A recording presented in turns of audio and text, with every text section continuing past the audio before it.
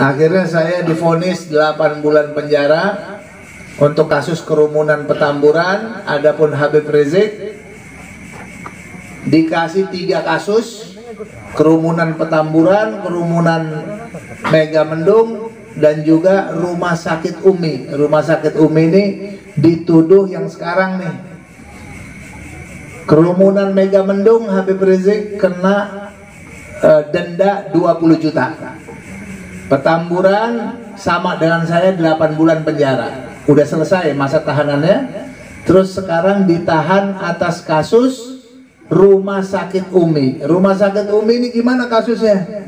Habib Rizik didatengin sama Bima Arya, wali kota Bogor. Wali kota Bogor, dia bilang apa? Dia bilang, Habib Rizik kita minta di PCR.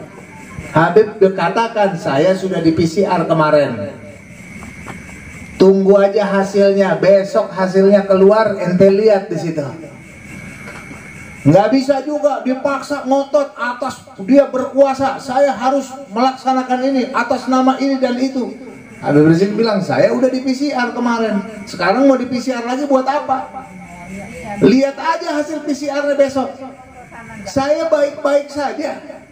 Ucapan saya baik-baik saja itu disebut kebohongan publik. Ucapan saya baik-baik saja, terus divonis 4 tahun penjara gara-gara melakukan pembohongan publik. Saya baik-baik saja. Nah, sekarang saya mau nanya nih Bapak Ibu sekalian.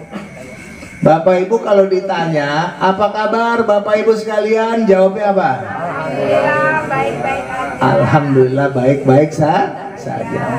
Terus ditanya apa kabar Bapak Ibu, sehat? Bohong semua itu.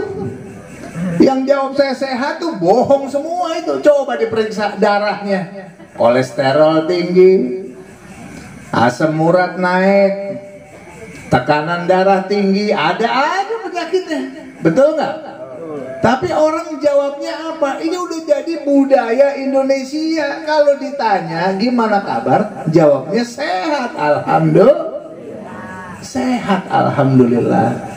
Itu ajaran Islam. Itu sunnah Nabi kita Sayyiduna Muhammad Sallallahu Alaihi Wasallam. Habib Rizik sudah benar. Sudah benar dia. Kalau ditanya orang gimana, sehat nggak, ya sehat. Gimana kondisi, baik, sehat, udah benar begitu. Kenapa demikian? Bapak Ibu sekalian, coba kita lihat. Ini sunnah di dalam agama kita.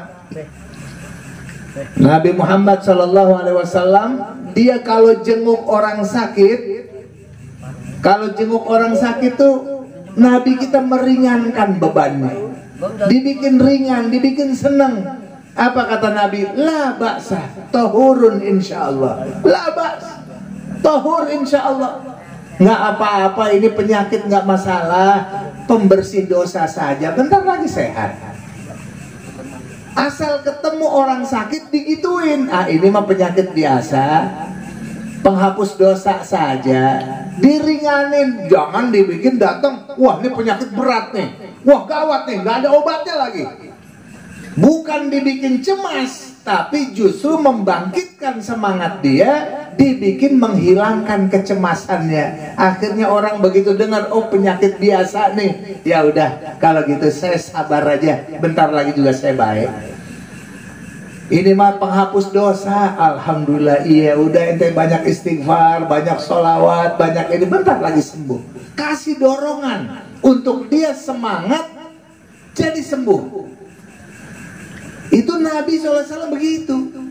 Walaupun dia tahu ini penyakit berat, tapi apa? Nabi dorong, selain dengan bacaan doa-doa yang lazim umum diajarkan oleh Nabi Muhammad Sallallahu Alaihi Wasallam. Banyak sekali doa-doa yang dibacakan oleh Nabi Muhammad SAW ketika membacakan untuk orang sakit, ya kawan. Banyak.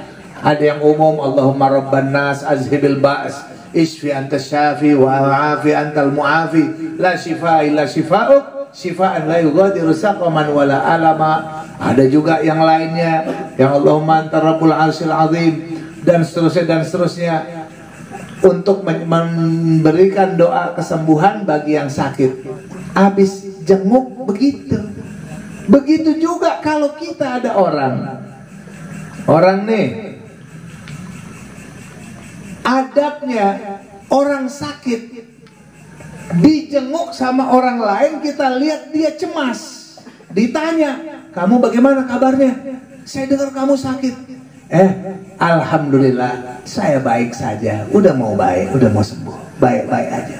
Kasih dia, hilangkan rasa cemasnya. Ketika kita menghilangkan rasa cemas seseorang, maka Allah akan membalasnya, menghilangkan kecemasan kita. Oh, kita menghilangkan kesedihan orang lain, Allah akan hilangkan kesedihan kita. Makanya kalau kita lihat ada orang cemas, bilangnya apa? Oh, ini nggak ada apa-apa. Orang ini cemas sih, kamu gimana? Kamu aman nggak? Aman, alhamdulillah aman. Padahal lagi nggak aman. Aman dulu, untuk apa? Biar dia hilang cemasnya, agar Allah menghilangkan kecemasan kita. Kita dikasih aman beneran. Kita lagi sakit, orang lain cemas, maka apa? Kita bilang saya baik-baik saja. Itu dalam rangka apa? Dalam rangka menenangkan orang lain, sehingga Allah menenangkan dirinya. Begitu Allah nenangin dirinya, ini membangkitkan semangat dirinya untuk sembuh. Lalu apa? Imunitas dirinya akan naik. Orang kalau misalnya kasih dorongan orang sakit nih, kemudian dia bilang, oh saya baik-baik aja, saya baik. Itu imunitas tubuhnya langsung naik. Padahal dia sakit, tapi dia bilang saya baik-baik saja. Semangatnya untuk sembuh berarti tinggi. Itu imunitas tubuh langsung bergerak sendiri, meningkat. Atau orang lagi kesakitan, terus datang orang prihatin sama dia. Nah, ini lagi sakit banget nih, lagi menderita banget. Dorong dia untuk apa? Bangkit semangatnya. Ini mah nggak masalah, ente harus sabar sedikit aja juga, ntar ke depan baik. Ayo yang kuat, yang sabar, yang ini dorong dia, dorong. Imunitas tubuhnya bangkit. Akhirnya apa? Cepat sembuh. Makanya dokter punya wewenang, punya hak untuk tidak memberitahukan yang sebenarnya.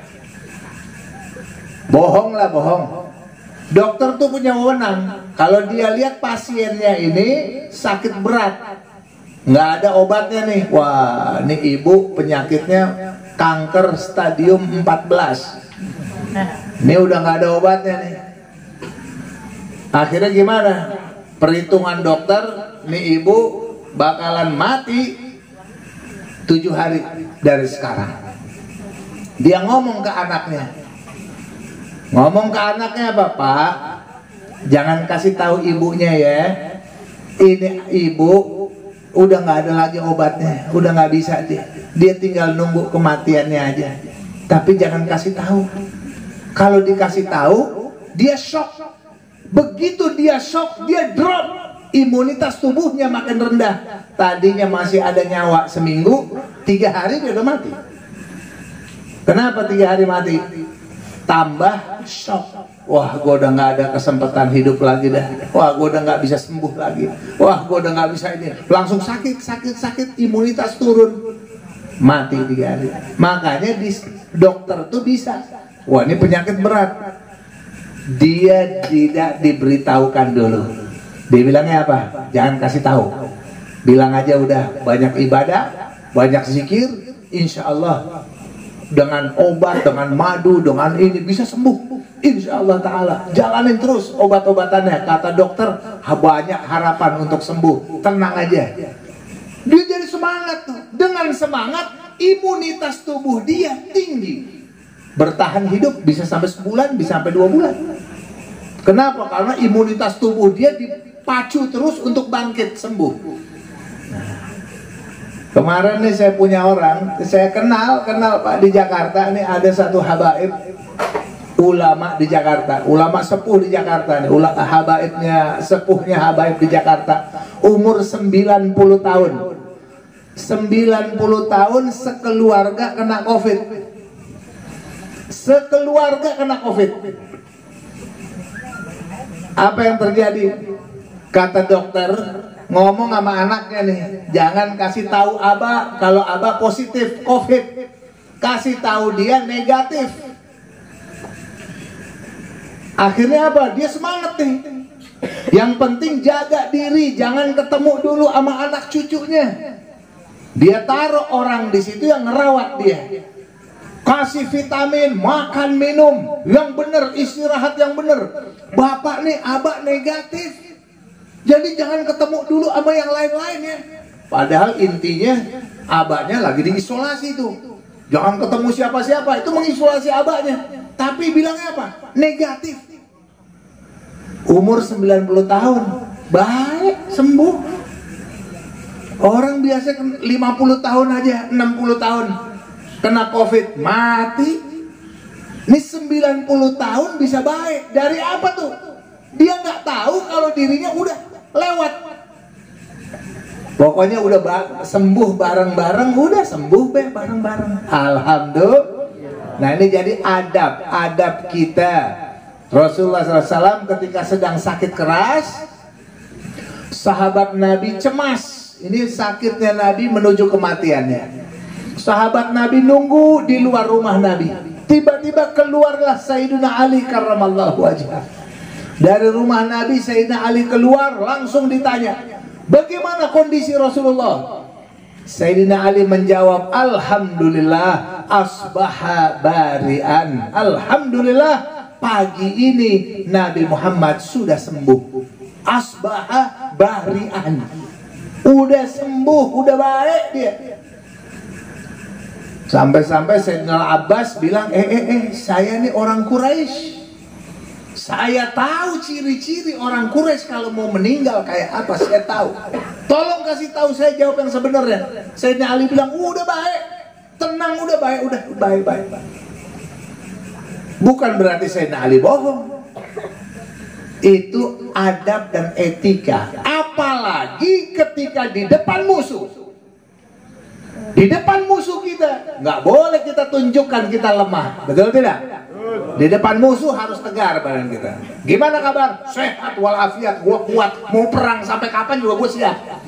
Padahal lagi sakit nih. Gitu. Depan musuh nggak boleh melihatkan, mempertontonkan kelemahan dirinya. Nah, sehingga apa?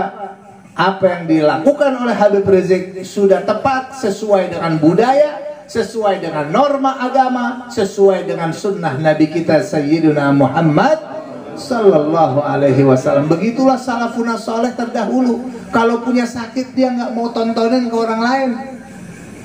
Tenang aja, bukan malah aduh saya sakit nih, saya sakit, membuat cemas orang lain. Nggak ada kayak begitu.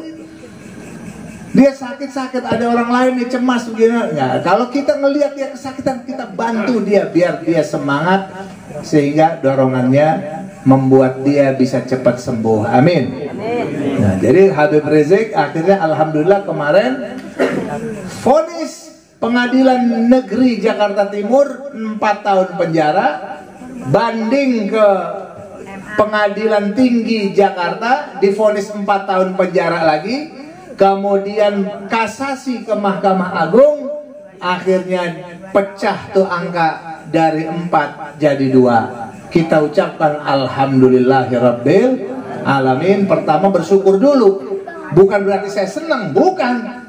Bersyukur dulu kepada Allah. Tuh angka udah berubah dari 4 ke 2. Sekarang saya katakan Habib Rizik tidak layak dipenjara walaupun 1 detik. Apalagi 1 menit, apalagi 1 jam, apalagi 1 hari. Dalam urusan ucapan saya baik-baik saja, nggak pantas di penjara, nggak ada hukumnya. Apalagi sampai berani memvonisnya 2 tahun. Itu kezoliman yang nyata. Tapi kita perlu bersyukur lebih dulu. Semoga sekarang Habib Rizik mengajukan PK, peninjauan kembali. Insya Allah Ta'ala ada putusan, bisa langsung bebas. Insya Allah, amin ya rabbal Nah ini jangan berhenti, doain terus. Kemudian hakim-hakim, jaksa-jaksa, dan aparat-aparat yang melakukan rekayasa untuk menzolimi Habib Rizik dan yang lain-lainnya. Habib Hanif 1 tahun penjara. Habib Hanif sekarang tinggal dia yang nemenin Habib Rizik di kamar. Tadinya saya bertiga sama Habib Rizik. Nah, di kamar, saya keluar tinggal 2 dia. Nah kemudian teman saya lagi Pak Munarman dituduh terorisme. Ditahan di Polda Metro Jaya dituduh terorisme. Ini apa-apaan saudara sekalian? Dia anti terorisme. FPI itu anti teroris. Kita sering demo tolak teror bom. Sekarang dituduhnya terorisme. Ya udahlah, seenak muka lu aja lah. Tapi ingat, ada Allah yang maha menyaksikan dan maha membalas. Betul apa tidak? Nah, untuk kita nggak ada cerita mundur, apalagi lemah, apalagi keok, apalagi apa, nggak ada. Jangan kata untuk menegakkan kebenaran, menegakkan keadilan, melawan kemunkaran. Jangan kata di penjara, mati bersimpah darah, kita tetap siap untuk menjalankannya karena Allah Subhanahu wa taala. Takbir. Takbir. Sallu ala nabi. Bapak Ibu yang saya hormati, kiranya itu yang saya sampaikan. Jangan kemana-mana dulu sebelum nanti dilanjutkan oleh guru-guru kita. Adapun saya masih ada acara satu lagi di Bekasi. Ya, semoga Allah Ta'ala berikan kemudahan buat kita semua. Jangan lupa doain saudara-saudara kita. Doa Bapak Ibu sekalian itu jadi penenang buat kita semua di sana. Doakan keluarganya biar tetap dapat keamanan. Doakan yang kemarin ada lagi ustadz rame-rame ditangkepin. Ada Ustadz Farid Uqbah, ada Ustadz Anung, ada Ustadz Zen, ada Ustadz Abu siapa satu lagi tuh terkenal juga tuh, teman-teman saya semua. Ya kita doain mereka dituduh terorisme, semoga Allah Ta'ala segera membebaskan dia semuanya. Saya mohon maaf, saya langsung jalan ya, insya Allah Ta'ala nanti kita lanjutkan lagi. Ya salam, ahlan wa sahlan Ustadz Lancip. Ya kawan saya sudah sampai di sini. Insya Allah Ta'ala nanti lanjut. Adapun saya Ustadz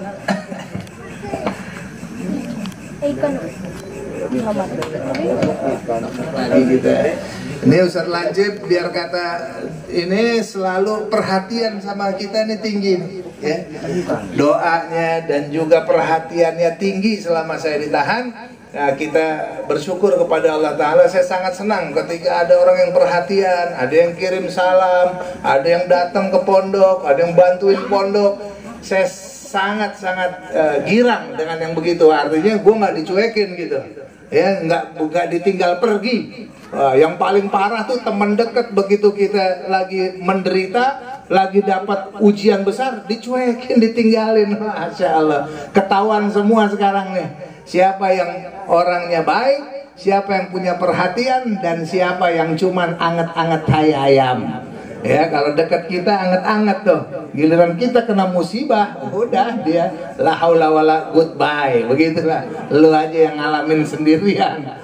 Ya, ada yang model-model begitu ada. Nah, kita doakan guru kita Ustadz Lancip selalu sehat walafiat dan selalu dalam lindungan Allah Subhanahu wa taala.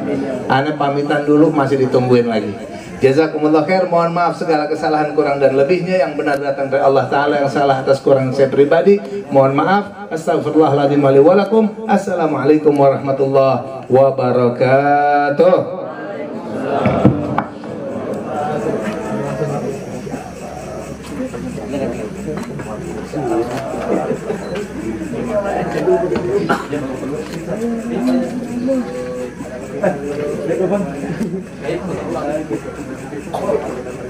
Oh begitu.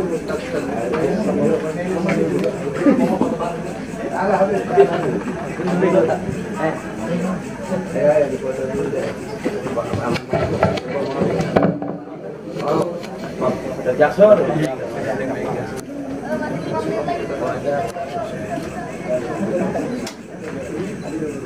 Kepal.